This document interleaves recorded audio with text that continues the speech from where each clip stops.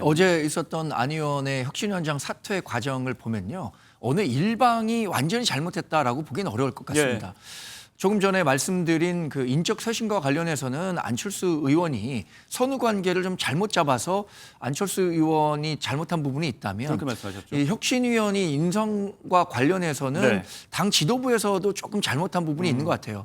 혁신위원장을 안철수 의원에게 맡겼다면 안철수 의원이 생각하고 있는 사람들과 일할 수 있는 기회를 줬어야 한다고 생각합니다. 권영세 전 비대위원장의 얘기인데 당을 내분으로 몰아넣는 비열한 행태다.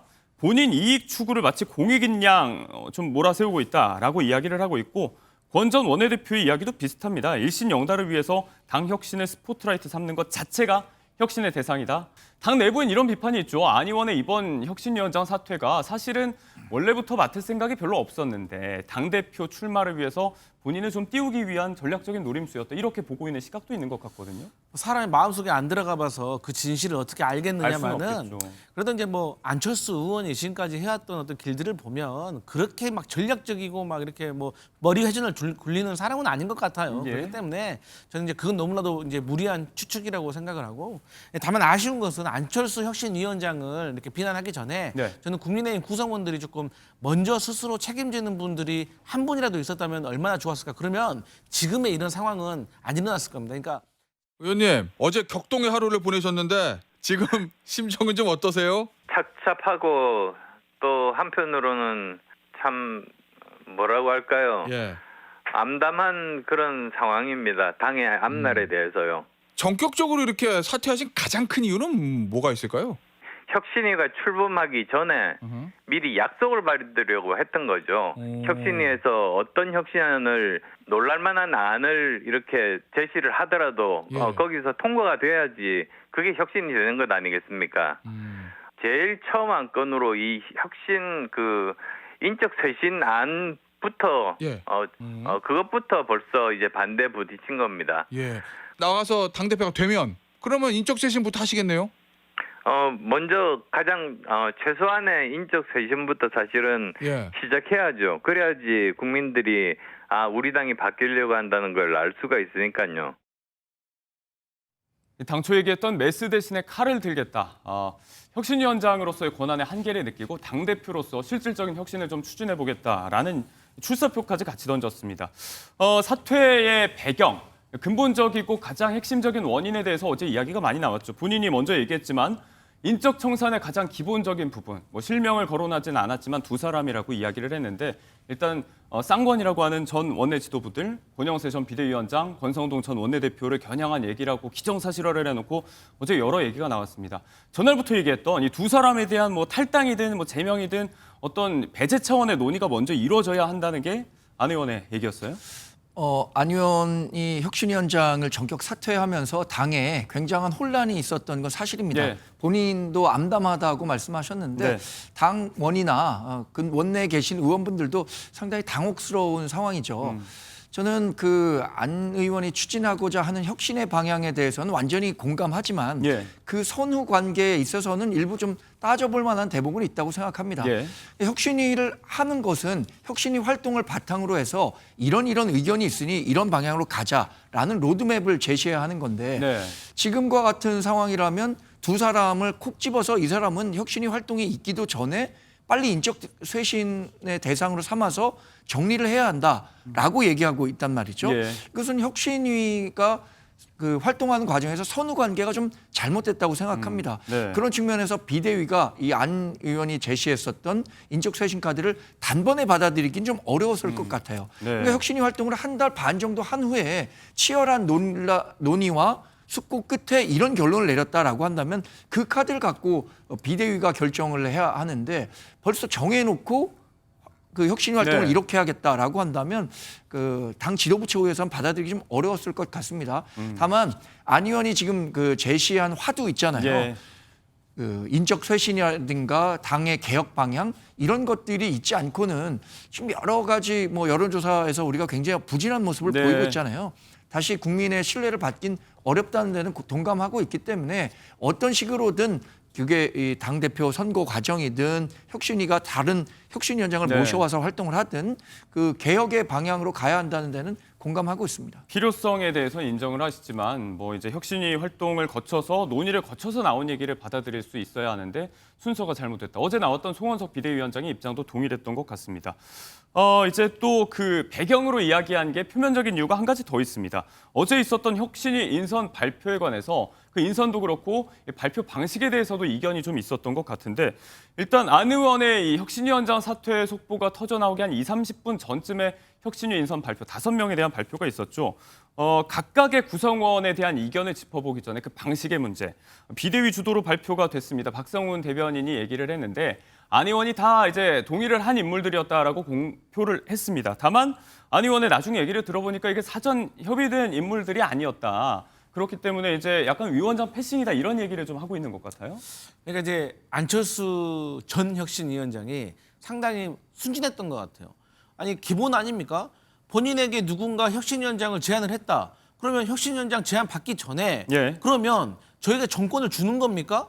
혁신위 구성까지 포함해서 어떤 혁신안을 제가 내놓더라도 그것을 지도부가 수용하겠다라고 결정을 내려준다면 제가 수락하겠습니다. 라고 하는 것이 ABC 기본이에요. 예. 그런데 안철수 의원은 그런 과정을 생략을 했던 거죠. 그러니까 쉽게 말해서 이러한 과정들을 너무 쉽게 생각했던 것 같아요. 그러니까 아직 국민의힘에 대해서 잘 이해도가 낮은 것 같다라고 네. 생각을 해서 이런 부분이 아쉽고 만약에 저 같으면 그럼에도 불구하고 일단 혁신위원장을 맡아가지고 네. 1차 쇄신안을 발표하는 거죠. 우리가 전당대회 전에 탄핵의 강을 건너야 되고 네. 탄핵의 강을 건넌다는 것은 뭐 탄핵 심판 도중에 어떤 구구 집회에 참석해가지고 우리 당에 잘못된 시그널을 줬던 사람들에 대해서 출당 조치하고 네. 또 대선 국면에서도 뭐 말도 안 되는 어떤 후보 단일화를 강행했던 사람들에 대해서 우리가 당무 감사를 통해서 우리가 진실을 밝히고 또 거기에서 책임져야 될 사람들은 또 출당을 시키겠다. 그래서 우리가 당명까지 서로 바꾸겠다. 전당대회에서 요 정도를 먼저 발표를 하고 나서 그걸 안 받으면 난 그럼 더 이상 못하겠다. 이게 혁신의 전부다. 네. 라고 저는 사퇴를 하고 그때 이제 전당대회에 출마하는 것이 맞는데 이러한 것들을 뭔가 좀 흐지부지하는 이런 모습들이 조금 미약했다. 보기 안 좋았다. 이런 생각합니다. 조금 급했다고 보시는군요. 혁신안의 골자가 먼저 나왔으면 좋았겠다. 명분상으로. 인선에 대한 이야기를 조금 더 해보자면 안철수 의원은 이제 5명의 면면에 대해서 모두 협의가 된 인물들이 아니었다라고 얘기를 했습니다. 공감대가 이제 비대위와 함께 있었던 인물이 최영두 의원을 비롯해서 한 3사람 정도, 나머지 2명에 대한 이견이 좀 있었던 것 같고 여기에 더해서 5명 발표니까 이제 2명이 모자랐는데 여기에 당초에 안 의원이 원했던 건 이재영 당협위원장이라든지 박은식 전 비대위원 같은 사람들인데 이 부분이 이제 제명이 됐다. 이재영 당협위원장도 그렇게 얘기를 했어요. 비대위가 자신들만 이렇게 콕 빼낸 건 명백한 의도가 있는 것이다. 이런 차원의 반발인데요. 어제 있었던 안 의원의 혁신위원장 사퇴 과정을 보면요. 어느 일방이 완전히 잘못했다라고 보기는 어려울 것 같습니다.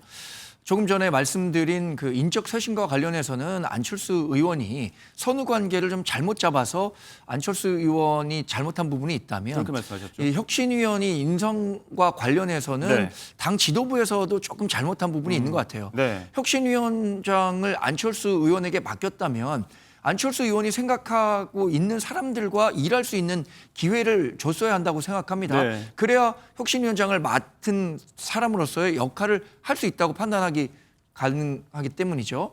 그렇다면 안철수 의원이 생각했었던 박은식, 이재영 2분 정도는 네. 혁신위원회에 포함시켜서 이왕 그 안철수 의원에게 그 메스를 들도록 했다면 전권을 줬어야지 수술실에 들어간 의사에게 뒤에 있는 다른 사람이 이래라 저래라 얘기할 수는 없는 거잖아요. 네. 그런 측면에서는 지도부가 혁신위원회 구성과 관련해서는 안철수 의원의 얘기를 조금 더 배려해서 많이 들어줬어야 하는 것 아니겠는가라는 아쉬움은 있습니다.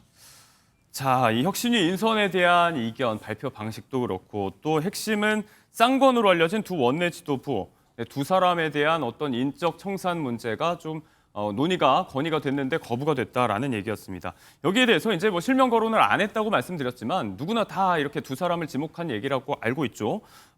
권영세 전 비대위원장과 권성동 전 원내대표가 각각 SNS 메시지를 어제와 오늘 내면서 강도 높게 안철수 의원에게 반격을 가하는 모양새입니다. 일단 권영세 전 비대위원장의 얘기인데 당을 내분으로 몰아넣는 비열한 행태다.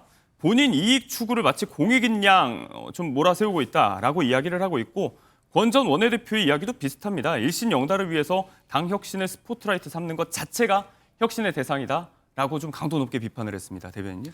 뭐 논란의 중심에 있는 분들이잖아요. 권성동 전 원내대표와 권영세 전 비대위원장, 박은식 위원장이 이런 얘기를 페북에 썼더라고요. 두 사람에 대한 책임을 자신은 묻고 싶은 생각이 없었다. 예. 왜냐하면 당이 굉장히 어려운 과정에서 자칫 분당이 될 수도 있는 상황인데 위기 관리를 나름대로 잘했다는 긍정적인 측면을 평가한 면이 있더라고요. 네.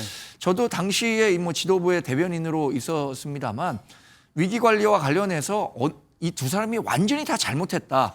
이 부분을 책임을 물을 수는 없다고 생각합니다. 예. 다만 그 정당 민주주의의 근간을 흔들 수 있다고 판단되는 그 김문수 후보를 한덕수 전 총리로 바꾸려고 했었던 것과 관련해서는 일정 부분 책임을 져야 한다는 생각은 갖고 있습니다. 네. 근데 이렇게 논란의 중심에 있는 분이 비판을 받으니까 바로 또 반격의 메시지를 내는 것보다는 잠시 소나기를 피한다는 생각으로 네. 침묵하고 계셨다면 더 좋지 않았을까라는 시점이 좀 개인적인 아쉽군요. 생각은 갖고 있습니다. 네.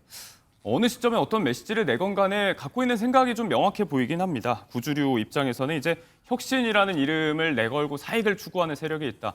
약간 이제 김용태 전 비대위원장이 혁신안을 내놨던 배경도 좀 같이 비판을 한 측면이 있는데 여기에 대해서 구주류를 두고 허울뿐인 혁신 호소인들이다. 이런 이야기들이 좀 큰 틀에서 맞서고 있는 것 같습니다. 당 내부엔 이런 비판이 있죠. 안 의원의 이번 혁신위원장 사퇴가 사실은 원래부터 맡을 생각이 별로 없었는데 당대표 출마를 위해서 본인을 좀 띄우기 위한 전략적인 노림수였다. 이렇게 보고 있는 시각도 있는 것 같거든요. 사람의 마음속에 안 들어가 봐서 그 진실을 어떻게 알 수는 알겠느냐마는 없겠죠.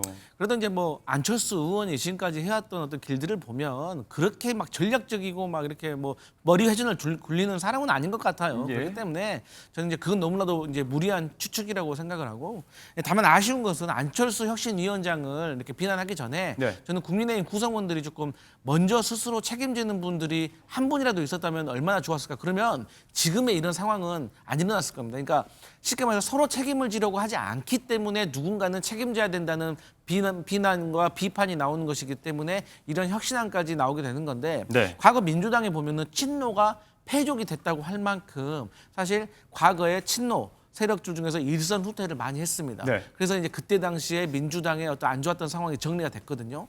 예를 들어서 그때 이해찬, 한명숙, 이광재, 안희정, 서가본, 이강철 그야말로 노무현 대통령을 오랫동안 모셔왔던 보좌관 측근들 그리고 같이 정치를 했던 동지들 이분들이 다 일선 후퇴를 함으로 인해서 네. 그때 어떤 갈등들이 봉합되고 상황이 달라졌거든요. 마찬가지로 지금의 국민의힘도 저는 최소한 한두 명이더라도 본인 스스로 조금 내려놓는 모습을 보이면 정말로 지금의 국민의힘의 갈등과 혼란이 저는 많이 잦아들 거라고 생각을 합니다. 근데 네. 단 한 명도 책임을 지려고 하지 않기 때문에 지금의 상황이 더 꼬이는 것 같다 이렇게 보여집니다.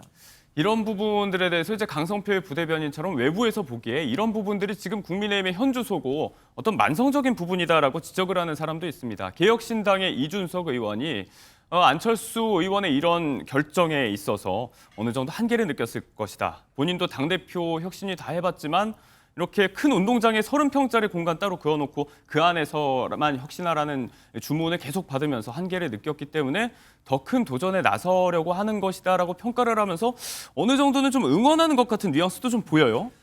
지난 대선을 계기로 안철수 의원과 이준석 의원의 관계가 굉장히 좋아진 것 같습니다. 저도 이준석 의원이 낸 메시지와 뭐 뜻을 같이 하는데요.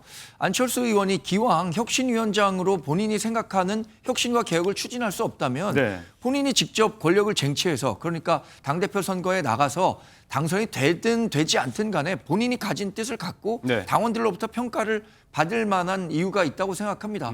자신이 그 쟁취한 권력과 예. 혁신위원장처럼 주어진 권력 그 자리는 권력을 행사하는 데 있어서 큰 차이를 보일 수밖에 없죠. 저는 안철수 의원이 이번에 혁신위원장 그만두고 당대표 선거에 나간다고 한 것은 예. 본인의 정치적 판단이고요. 그로서 존중받을 일이라고 생각합니다. 이에 대한 판단은 결국 당 대표 선거 과정에서 예. 당원들이 결정해 주겠죠. 당심이 판단을 하겠죠.